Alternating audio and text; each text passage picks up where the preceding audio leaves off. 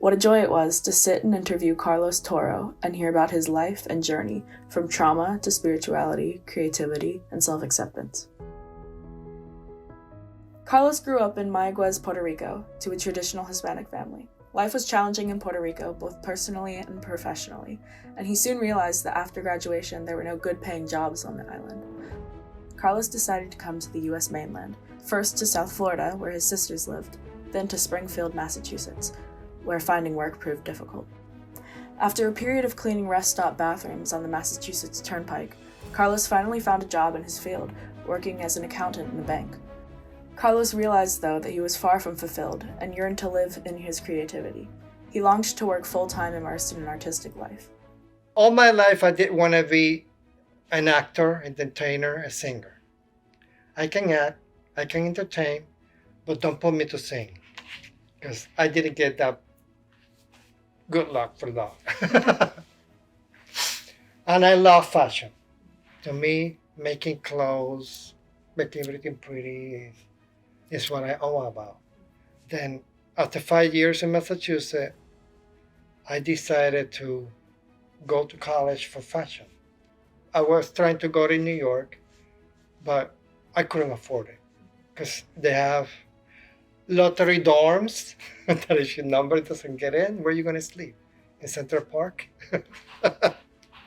Didn't work out. Then I find out that they have a school here in Fort Lauderdale, and I flew out down here and did the interview. They loved what I did, and they loved what I'm saying, and came down here, quit everything, started zero again, and started working and went to fashion school here, the Art Institute in Fort Lauderdale, for 2 years.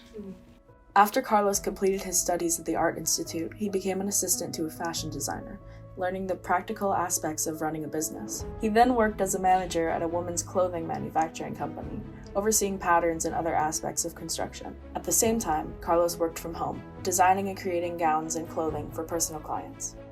Settling permanently here in Palm Beach County, Carlos lived freely and unashamedly as an out gay man, but began processing the childhood trauma he faced as a small child. Carlos was sexually abused from his earliest years, and it was incredibly moving to hear him speak about his experience.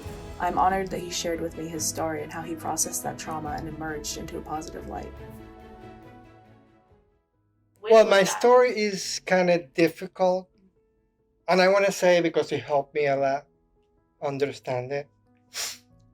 I was a child abused since I was a baby, and that stopped until I was 11, 12, that in the school they start talking about sex and this and that. And I said, wait a minute, then what is happening to me is not normal. And trust me, it took me 33 years to say all these things because I was very depressed and stuff like that, because I got these feelings since I was a child. I like to dance, I like to play pretty and all that. And I was the bully at the school because I was like 4 feet tall, 80 pounds all my life. And I was that little kid that everybody always made fun of it. But that never stopped me to keep on my dreams. I said, I don't care, somehow God made me the way I am. But I was thinking maybe because what happened in my childhood with the person that abused me sexually, that's why I was feeling to be gay. Because I'm gay 100% from this hair to this toe over here. I love men. Men is the best thing that God has created. I love women. I love to dress women. But men are everything for me. That's how everything keeps evolving in my life. But I had never... it got a part of my life that it was very dark before I came out. You know, I tried to attempt suicide 2 times. That I got into a really bad relationship, and it was horrible. But then I came to Compass, believe it or not, at 33, when all this situation happened, and they give me counseling here, and they helped me to realize you are who you are, love for what you are, and if something is not working in your life, let it go and keep going, because something else comes in the future. But then when I finished that I graduate and then I start looking around to see what was available, that's when really got in a deep, dark place that I will never ever let anybody put me in. And then that's when I decided to come. I researched it and I found that Compass have, like people that talk to you and help you to get along and be where you have to be. And that's how it happened. I said, all these things that have happened, I'm going to turn it around and I'm going to make everything positive. I will never treat somebody like that. I will never will be marrying a woman to lie to her because what society says. And I'm getting emotional. All this pain is going to be your fuel to make it stronger. And that's what I have been done for 55 years. I don't let nothing knock me down. I might fail, but I will get up and I will keep going. Because all those bad experience, it helps you to build yourself stronger. Coming out to his Hispanic family also had its challenges, with deep shame and fear based in Catholicism contributing to the depression and self-loathing Carlos experienced. His encounter with an abusive partner contributed to the anxiety he suffered. What is most rewarding is learning how Carlos first accepted himself, and then required his family to accept him and everything about him. Well, coming out, when I came to Fort Lauderdale, it was kind of easy because it was accepted in Fort Lauderdale. I have a lot of friends in Fort Lauderdale. But then I came to my sister and I said, I have to tell you something. I'm gay and I'm going to change. What do you think? And one said, it's okay. And then my older sister, she passed 10 years ago. I'm supposed to move with her when I move here from Massachusetts. And she told me, as long you are Carlos in my house, I'm okay. But I don't want you to bring that part of your life to my house. And I said, but then you don't accept me because you have to accept everything about me. And that was difficult. Then that's when the stupid boyfriend came along and I got very depressed. And one time my mother came to visit and she says, but what is the problem? I said, Mother, you want to know what is the problem? Your son is gay. And he wants to be accepted. And I know in your culture it's not because Puerto Rico is very machista. We hug and all of that, the sentimental thing. And she said, I knew you was gay since you was a child, but you never told me. And then I had to tell her about the past and all that stuff. But until today, I'm 55 years old, my father doesn't know I'm gay because my mother believed that he will not accept it as a true. And because he got so many heart issues and all that, my mother is very melodramatic telenovela. She said, oh, your father is going to have a heart attack and you're going to have to live with that. I said, Mother, if he's going to die, he's going to die anyways. It's not because I tell him I'm gay or not. And now we are in the issue right now that they want to come over. And I told Mother, if you want my father to come over, you have to tell him what's going on because it's not fair for him to come all the way from Puerto Rico to here, to my house, with my husband, and he don't know. He needs to know before he get into a plane, he needs to know everything. If you don't feel that you want to say, just tell me, and I tell him, I had no problem. I said, I came out of that closet at 33, I will never go back, not even for my father. And that's how we are right now. In my heart, I think he knows. I'm 55, never have a girlfriend. I have male friends. I'm a fashion designer. Carlos lit up when we discussed living life as a creative artist and the birth of his drag persona, Lupita Hollywood. As always, Carlos uses his power to help others, and Lupita was born to help raise funds for the nonprofit Lake Worth Playhouse. It is always this generosity that informs choices Carlos makes every day. And then I got involved with theater, with the Lake Worth Playhouse here. And I started doing costuming. I did a couple of shows, an ensemble that you don't talk or nothing, you just dance and look pretty. But I said, still missing something. My husband and I, we used to go to Key West every year for vacationing. My husband loved to go see the drag shows in 801. And that was every single night, 801, the drag shows. And I go, ooh, he's performing, he's acting, but he's not singing. That's me. Then I came back here from vacation and I talked to the manager of the playhouse. I said, I have never done this, but I like to give and I want to start doing fundraising for the playhouse. I said, you don't have to pay me. You just have to give me one day that I can use the stage and I create a fundraiser for you. And that's 15 years ago. I said, I want to do a drag show and you charge $35 for tickets and see what happens. And the lady at that time loved the idea. I called Melissa St. John and Ricky Raleigh and I said, I got this idea, can you guys help me? I had never done drugs in my life, never had makeup in my life, never had put a dress on. But I did come the show. You know, to me, the whole show sold out, 300 tickets sold out. I'm like, oh my God, now what I'm going to do, I have to be perfect because 300 people are going to be looking at me and this is my debut. You know, this is where Lupita Hollywood was born, in the playhouse. And with that, the first year, and I said, oh, I love this. The people screaming and the applause and the feedback with the audience. And I said, okay, I like this. I said, okay, now next year we should do it again. But then I start asking the other drag queen, do you need, I do it for free, just invite me to your shows and stuff.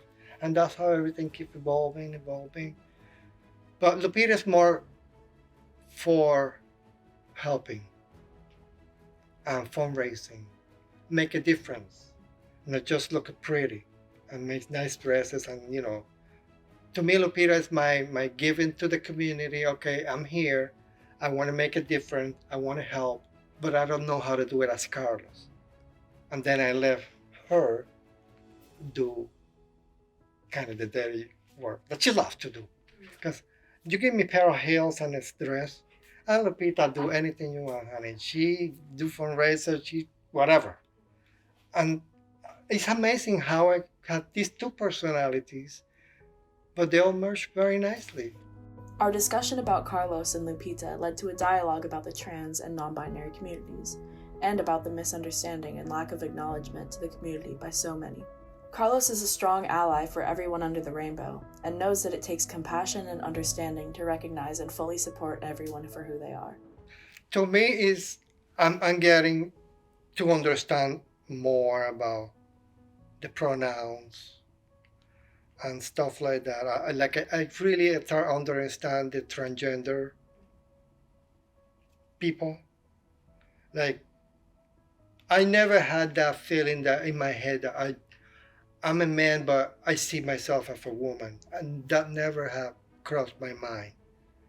But I think it has to be very difficult when you see yourself in a mirror as a boy, but your brain is telling you you are a girl. And to me, you have to respect that, because this boy, okay, he looked like a boy, but he don't feel like a boy. And to me, it's very disrespectful to call him a boy. If he's out to the world, I'm a transgender boy or a woman, we should respect that. I asked Carlos what he thought about my generation and about our successes and challenges. He is very quick to passionately tell us that while he respects our progress, we have a lot of work to do to not only move our community forward, but to protect the rights we already have in place, but could lose. This is where we're going to get political. Because I'm in defense here. I feel your generation is very lucky because my generation have worked so hard for all the things that your generation has taken for granted. And what is really making me upset is that you guys need to wake up and keep fighting because we are losing a lot lately with all these politicians and laws and this and that. And people are like, okay, because I have all this granted because these other people work for it, I don't have to do anything. No. This is the time that we really need to get together, the old generation and the new generation, and say, we are here and we're queer and we have to stay here together. Because all these other people are taking advantage of us because we all separated.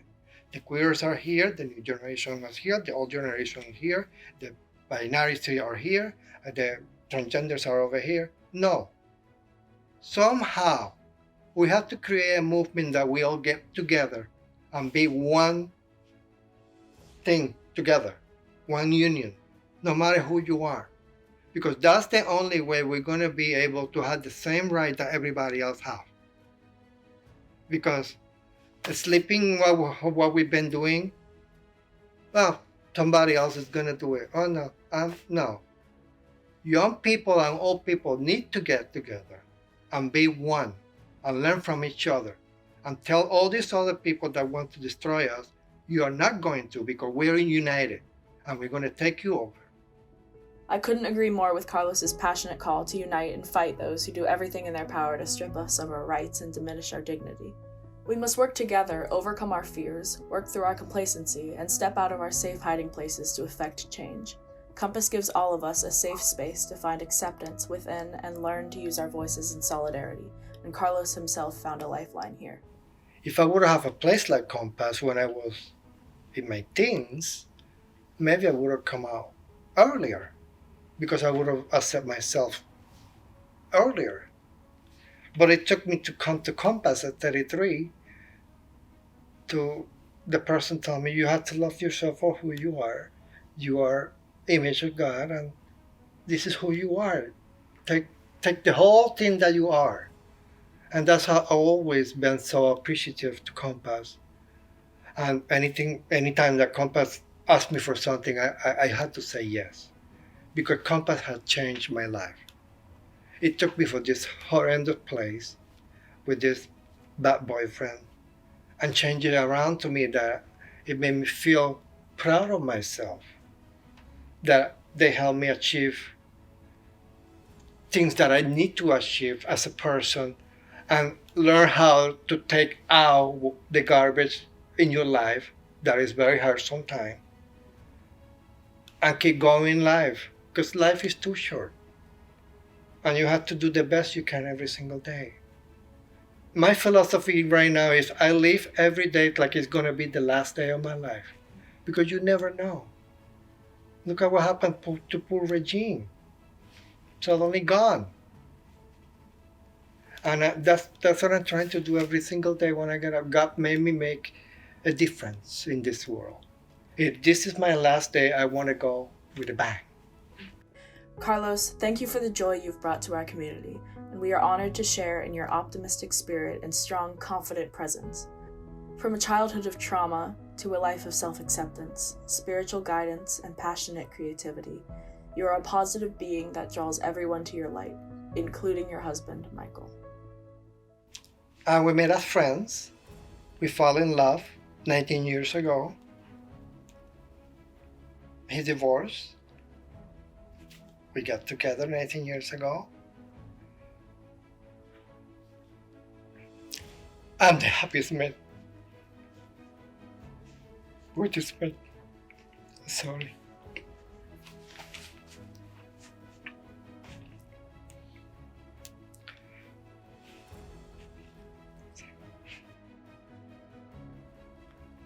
Because Michael showed me how to love is.